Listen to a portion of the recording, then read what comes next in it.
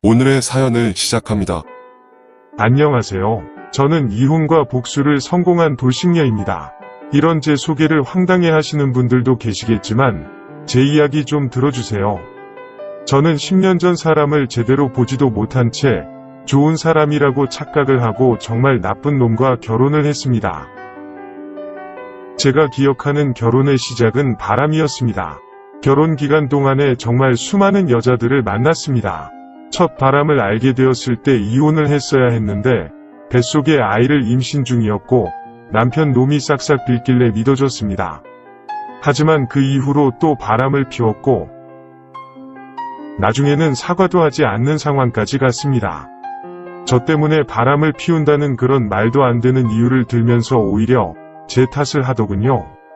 출산 후에도 처녀때의 몸매와 피부를 유지했었고 외모도 엄청 이쁘진 않지만 싱글 때는 가끔 헌팅을 받을 정도는 되었습니다.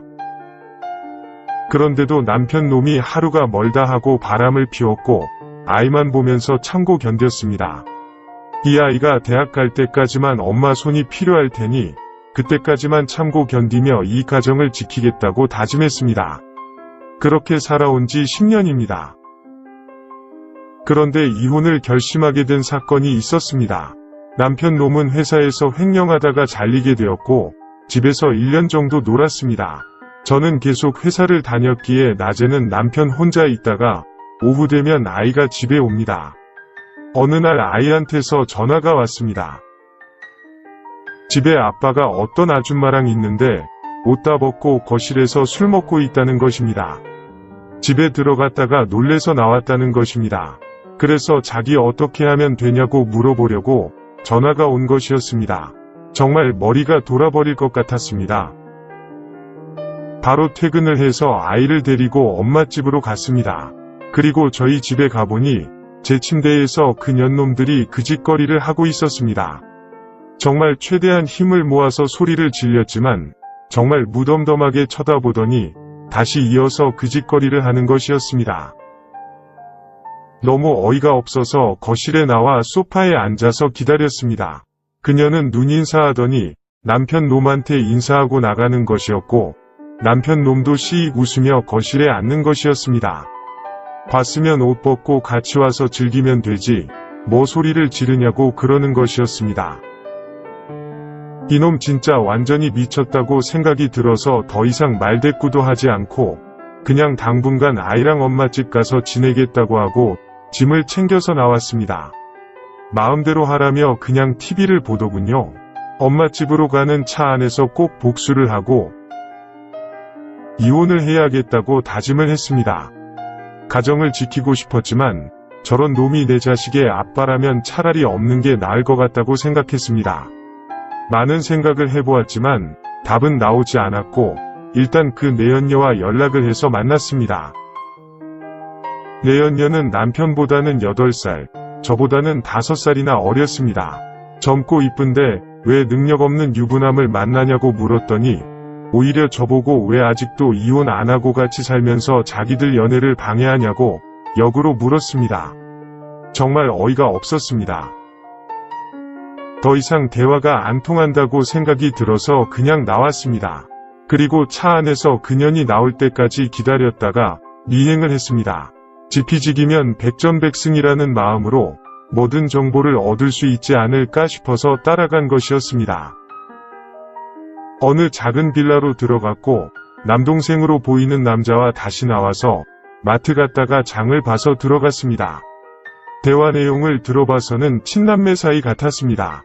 그리고 결심했습니다. 저 남동생을 꼬셔서 똑같은 입장을 만들어주겠다고 생각하며 계획을 짰습니다.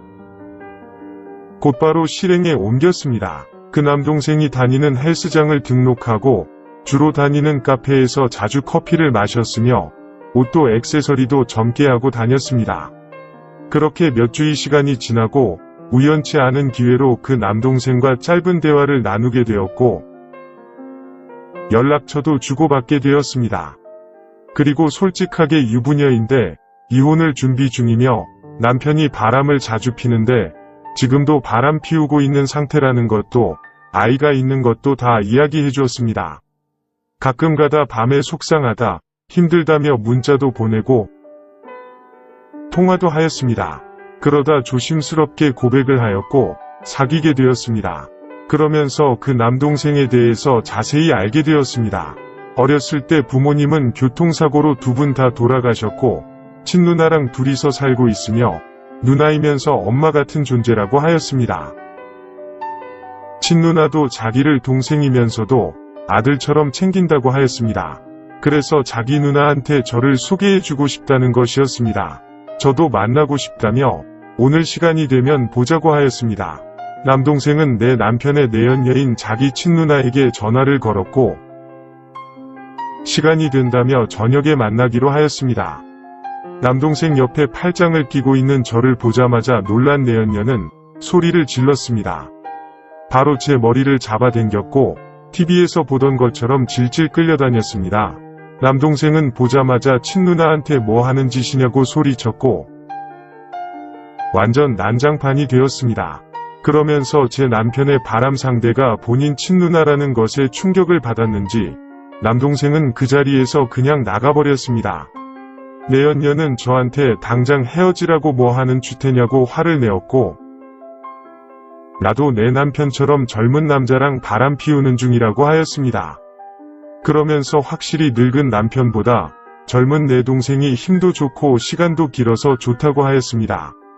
내연녀는 미쳐 죽으려고 하였습니다. 그러던 중에 남동생은 들어왔고 본인은 제가 너무 좋아서 계속 만나고 싶고 결혼도 생각하고 있으니 내연녀인 친누나에게 간섭이 하지 말라며 제 옆에 앉았습니다. 내연녀는 저를 가리키며 이 아줌마는 유부녀인데 어떻게 결혼을 하냐고 물었고 이혼할 때까지 기다릴 거라고 남동생은 대답하였습니다. 이런 내용의 대화가 장시간을 오고 간 후 헤어졌습니다. 며칠이 지나서 내연녀가 조용히 단둘이 만나자고 연락이 왔고 그날 저녁에 만났습니다. 내연녀가 제가 남편과 이혼할 수 있도록 협조도 해주고 그 후에는 남편과 헤어질 테니 자기 동생을 진심으로 사랑해 줄 수 있냐고 물었습니다. 남동생에 향한 마음은 진심이라며 도와준다면 빨리 안정적으로 만남을 지속할 수 있다고 하였습니다.